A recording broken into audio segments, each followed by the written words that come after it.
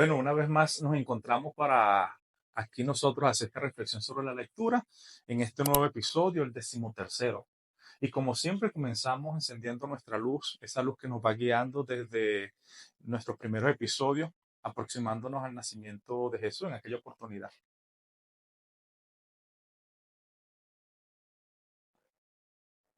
A la segunda fue la vencida. Sí. Así como siempre, persistente.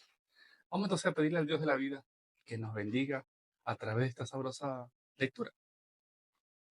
Evangelio según San Lucas, capítulo 6, versículos 17 y del 20 al 26. Jesús bajó con sus discípulos y se detuvo en un llano. Había un gran número de discípulos y un gran gentío del pueblo, venidos de toda Judea, de Jerusalén, de la costa de Tiro y Sidón. Dirigiendo la mirada a los discípulos, les decía: Felices los pobres, porque el reino de Dios les pertenece. Felices los que ahora pasan hambre, porque serán saciados. Felices los que ahora lloran, porque reirán. Felices cuando los hombres los odien, los excluyan, los insulten y desprecien su nombre a causa del Hijo del Hombre.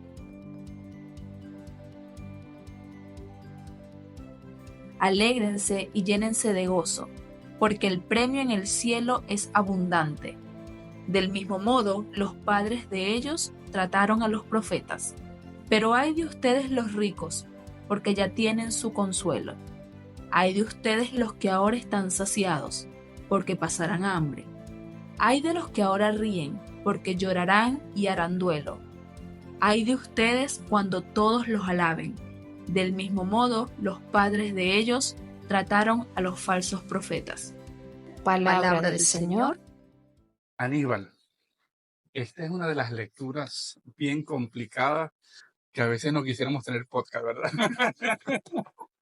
Porque bueno, es una lectura que es muy comentada, es una lectura que tiene muchos peligros, pero también tiene muchas bendiciones. ¿Cuáles son los peligros? Un peligro es ideologizarla. Y creo que ese es uno de los grandes peligros que ha tenido a lo largo de la historia. Y el otro peligro que tiene es descafeinarla, ¿sí? Quitarle el sentido profundo. Entonces, por eso, la idea, bueno, vamos a pedir al Dios de la vida que nos dé la gracia de ser su instrumento, de la medida de lo posible, de ser fieles a eso, a lo que se dio, a lo que ocurrió, ¿no? Entonces, es un tema muy, muy, muy complicado. Incluso ustedes como exégeta también me decían tras cámara, bueno, el de la semana que viene, ¿ah? Porque no solamente sino el de la semana que viene es otro tema que hay que ponerle mucha lupa, porque bueno, porque hay muchas ideas erróneas, ideologizadas, como he dicho, pero también el peligro de lo descafeinado, diciendo, bueno, toda la vida, entonces, bueno, eso tenemos los peligros como profundamente humanos somos. Pero yo creo que nos va a ayudar en esta oportunidad a hacer como varias preguntas, y a ti, tú como biblista, que nos ayude. Lo primero creo que es muy importante poder ver la diferencia entre esta propuesta de bienaventuranzas y malaventuranzas, como también se llama, de las de Lucas, y ver también la diferencia con la de Mateo, ¿no? Entonces, ¿cuál es la diferencia entre uno y otro? Y bueno, podemos hacerlo a través de dos grandes preguntas que nos pueden ayudar. La primera, ¿en qué contexto se escribió la de Lucas y en qué contexto se escribió la de Marcos? Sí, mira, muy interesante. Varias cosas. Primero, la de Mateo. Mateo escribe posiblemente para judíos. Entonces, Mateo va a tener unas bienaventuranzas un poco distintas. En primer lugar, la cantidad, son 8. En segundo lugar, la fuerza que le da a cada una. Mateo va a decir, bienaventurados los pobres de espíritu. Lucas está escribiendo para una comunidad que se encuentra en situaciones difíciles, en contextos adversos, incluso posiblemente de persecución. Lucas inicia hablándonos de unas bienaventuranzas con la categoría pobre, pero pobre a secas, sin el matiz de pobre de espíritu. Sobre eso hay varias interpretaciones, pero yo quisiera quedarme con pobre de espíritu Mateo, pobres a secas por parte de Lucas. Pero después Mateo, cuando coloca a Jesús diciendo la bienaventuranza, Jesús se encuentra en una montaña y está hablando a todo el mundo. Esa sería la segunda pregunta que te iba a hacer. Bueno, Ah, ¿a quién está dirigido, no? perdón, Exacto. sí. No, no, no, ningún perdón, sino que eso es parte también de todo esto. En cambio, Lucas, cuando habla, se dirige a los discípulos y está en un lugar plano. Ha bajado de la montaña. La semana pasada nos encontramos con Jesús en la montaña y en cambio en esta oportunidad baja a lo plano y comienza a hablar con los discípulos que son como los prototipos de aquellos que pueden hacer realidad esta bienaventuranza. Nos pueden enseñar el modo de hacer realidad estas bienaventuranzas. Y si traemos un poco a colación lo de la semana pasada, los discípulos veíamos un poco el tema de esa pesca milagrosa, ¿no? Pero detrás de esa pesca milagrosa son los discípulos, Simón, y bueno, que era gente pobre, pero decíamos era gente pobre emprendedora, que no estaba hundida en su pobreza diciendo pobrecitos nosotros, sino que bueno, que poder tener una barca, poder buscar red, significa que bueno, que en medio de su pobreza son los que bueno, luchan para estar adelante, no son los que tiran la toalla. Pero me gustaría también otra precisión, Aníbal. Eh, Tanto Mateo como Lucas escriben en un contexto de persecución, en un contexto social o sociopolítico muy, muy duro, ¿no? Pero bueno, uno enfatiza mucho más entonces el contexto y habla para la gente del contexto, Sí. y otro habla más, un poco más del tema de la religión. ¿Es así o no? Sí, sí, sí. Ok. Mateo va a hablar. Porque reitero, los dos están en contexto duro, Sí, sí. pero los énfasis son distintos, ¿no? Sí, los énfasis son Ok. bastante distintos. Mateo, como dije, se dirige a los judíos y tiene detrás todo lo que está relacionado con el Antiguo Testamento, etcétera. Entonces está hablando con gente que conoce de la tradición que él también ha cultivado. Lucas, en cambio, enfatiza más el contexto y da algunos detalles diferentes. Por eso Lucas coloca solamente 4 bienaventuranzas, pero también 4 lamentaciones. Ok. Otra pregunta, ¿sí? Es ¿a qué se refiere Lucas cuando habla de pobreza y de riqueza? Porque ese es un tema también que es muy duro, ¿no? Por eso parte del tema de lo complicado de este tópico es que, bueno, si uno va creciendo espiritualmente y, bueno, y uno escucha esta lectura, entonces uno tiene una buena posición económica, entonces, bueno, la sensación de culpabilidad es que, bueno, eso como soy rico, entonces, bueno, esto no va para mí, que la experiencia espiritual no va para mí. Y entonces, no, o en el otro extremo, entonces eso, como yo soy pobre, entonces no, yo soy pobre y yo tengo el reino de los cielos, entonces bueno, ya por el tema de tener estas categorías. ¿A qué se refiere entonces cuando se habla de pobreza y de riqueza? ¿Qué es lo que condena a Jesús y qué es lo que glorifica a Jesús? Sí, mira, aquí también, como es un texto muy rico, voy a repetir varias veces varios elementos que quisiera resaltar. Primero, Lucas va a sintetizar las bienaventuranzas con 4 elementos que se pueden hacer presentes en la vida del ser humano. Primero, la pobreza. Después, todo aquello que tiene que ver con el hambre. Le sigue entonces el llanto y la tristeza y finalmente la persecución. Pero básicamente lo englobamos en un solo grupo. Es un grupo de personas a quienes Lucas está dirigiendo. Por otro lado, los ricos con todas las consecuencias. Los que te han saciado, los que ríen, los que son más bien glorificados. Pero aquí yo me quisiera centrar en lo siguiente. Cuando hablamos de pobre, son aquellas personas que están realmente en una situación de opresión. Son pobres reales. Aquellos que tienen que buscar el modo de, eh, están invitados a no dejarse deshumanizar a través de esa pobreza. Son dichosos porque ellos no están en las condiciones de deshumanizar a otros. Son dichosos porque ellos nos recuerdan que el proyecto de Dios es lo contrario y va a entrar a un ámbito de justicia. Entonces, de ese punto de vista, como expectativa que se va a realizar y que se está realizando sobre la justicia, ellos son dichosos. Mientras que los ricos no son el contrapuesto por el hecho de tener bienes materiales, sino que más bien se dirige a aquellos que centran su confianza en los bienes materiales, causando deshumanización en otros y de algún modo dejan la trascendencia de un lado. Pero Lucas no se dirige directamente a la persona, sino a los bienes materiales que le pueden hacer eh, desviarse del camino para encontrarse con la trascendencia con Dios. Y hay un poco lo que aparece cuando estamos revisando, que cuando estamos tras bastidores, después vamos a enseñar esos tras bastidores porque de verdad que son una riqueza. Ya incluso desde el episodio anterior presentaron algo, pero sí sería bueno porque la riqueza, la discusión que se da tras bastidores es de verdad que es muy significativa.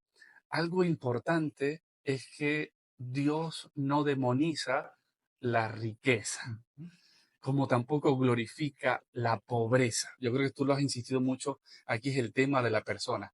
Y ahí me viene a la mente algo que a mí en lo personal me ha ayudado mucho en mi crecimiento espiritual, en mi crecimiento en mi vocación, que le escuché una vez a un maestro espiritual, que él decía, yo no opto por el pobre, yo no opto por el rico, yo no opto por el joven, yo no opto por la familia, yo no tengo esa opción preferencial por estas denominaciones así concretas, ¿no? Que a veces eso aparece mucho en la iglesia.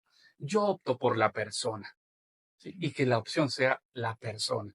Y aquí es donde el tema desde el Evangelio es la persona, porque uno puede ver también, si uno echa para atrás, y ahí me gustaría que nos lo aclares, Aníbal, cuando uno echa para atrás, antes de este capítulo, ¿sí? Ahí se va manifestando a qué referencia, perdón, la referencia que hace sobre el tema de los pobres, incluso los ricos, ¿no? Si uno va viendo las curaciones, si uno va viendo las intervenciones, e incluso a quién llaman, uno decía, llama a uno que es publicano, ¿verdad? Sí. Sí, sí, sí. Mira, Luca va a hacer mucha énfasis sobre la pobreza. Y ya desde el final del capítulo 4 hasta inicio del capítulo 6 ya hemos visto una serie de curaciones que él ha hecho a personas pobres. Por ejemplo, la suegra de Pedro, el hombre paralítico, el leproso, y así sucesivamente. Pero después verá cómo Jesús también hace una apuesta por un rico que desea humanizar. Entonces tenemos Saqueo en el capítulo 19, por ejemplo. Entonces, Lucas va a ir desarrollando esta bienaventuranza en el transcurso del Evangelio. Y ese es un dato muy interesante. Y bueno, y por eso la invitación es, ¿dónde está puesta nuestro tesoro? ¿Dónde está puesto nuestro corazón? ¿Sí? Y ahí entonces yo creo que estamos gozando de un momento privilegiado en este desarrollo espiritual. Estamos en el año del jubileo, en el año de la esperanza, ¿no? Y cuando comenzamos a revisar la Biblia, si tomamos la Biblia de Alonso Shekel, esa Biblia verde famosa, cuando uno ve los comentarios, a mí me impresionó mucho que relacionaba el equipo de Shekel, que fue los que hacen los comentarios, relacionaba este tema de las bienaventuranzas con el tema del jubileo. ¿Qué tiene que ver una cosa con la otra? Sí, mira, lo que Alonso Cheque dice allí es muy interesante, pero además nos cuestiona a nosotros como cristianos. En el jubileo, cuando llegaba el periodo de jubileo, recuerda que se perdonaban las cosas, se regresaban las tierras, se perdonaban las deudas. Entonces, el jubileo es todo aquello que nos invita a superar las injusticias que llevan a la deshumanización de algunas personas por medio de la pobreza. Con el jubileo se puede garantizar que el pobre tenga cómo comer, que los llantos cesen, que las personas puedan, no sean perseguidas por la lucha por la justicia. Entonces, fíjense que la última bienaventuranza es serán perseguidos. ¿Pero quiénes son perseguidos? Aquellos que entran en la dinámica del reino, que luchan porque este reino se haga realidad, y eso significa ir superando estas situaciones.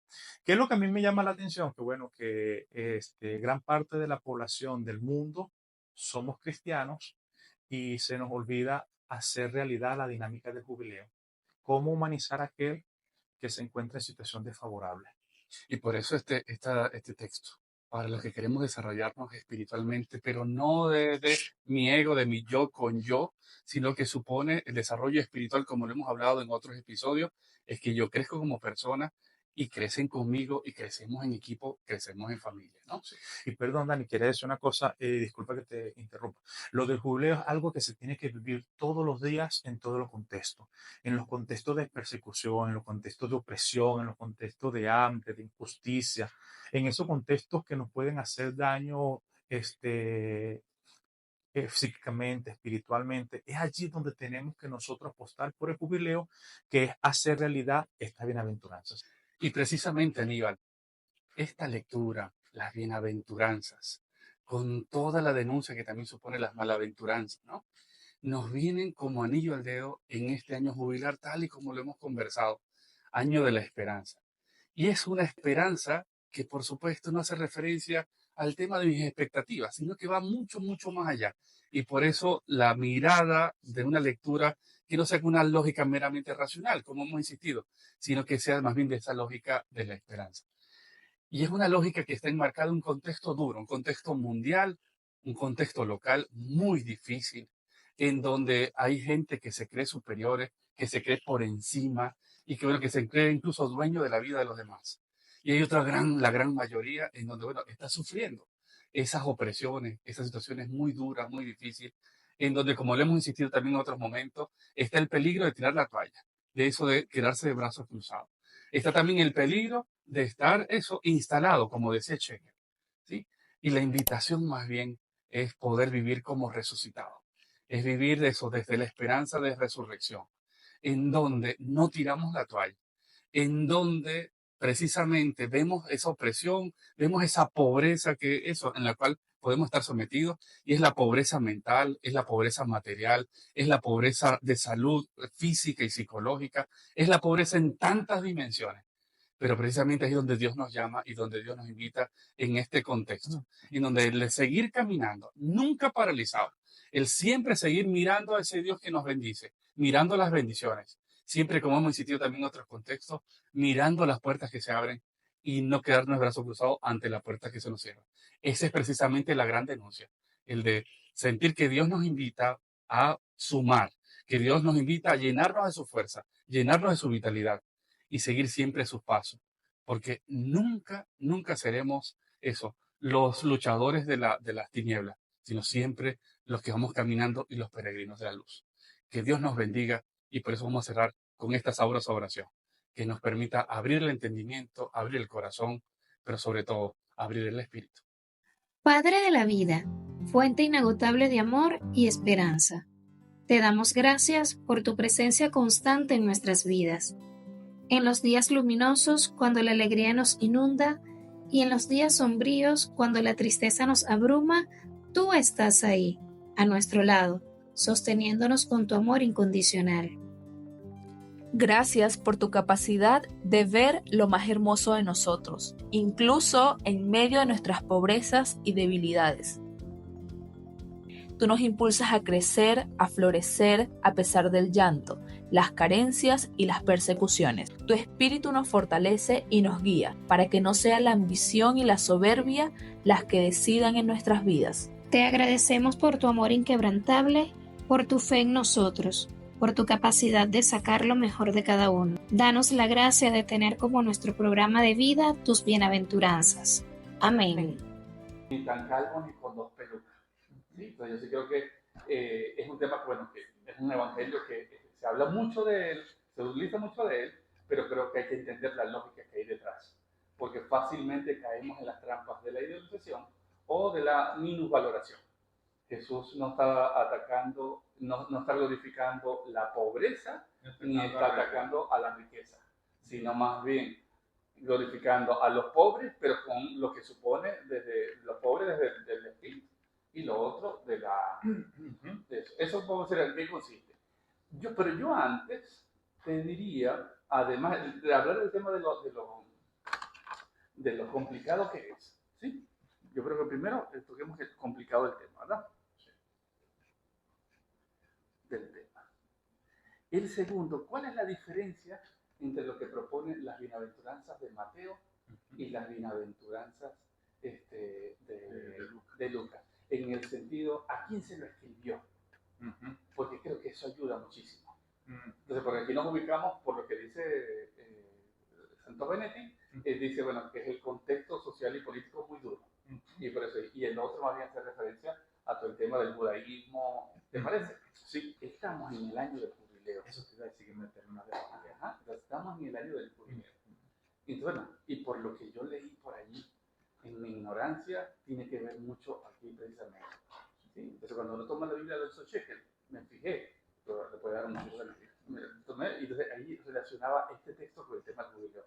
¿Qué tiene que ver? Sí, perfecto. ¿Sí? Yo creo que eso pasó también. Y cerramos, sí, pero hay que cerrar. Y cerramos, más bien, bueno, ¿qué nos dice en este contexto? En estos contextos de incertidumbre, en estos contextos de guerra, en estos contextos totalitarios. ¿Sí? ¿A qué se refiere? Sí.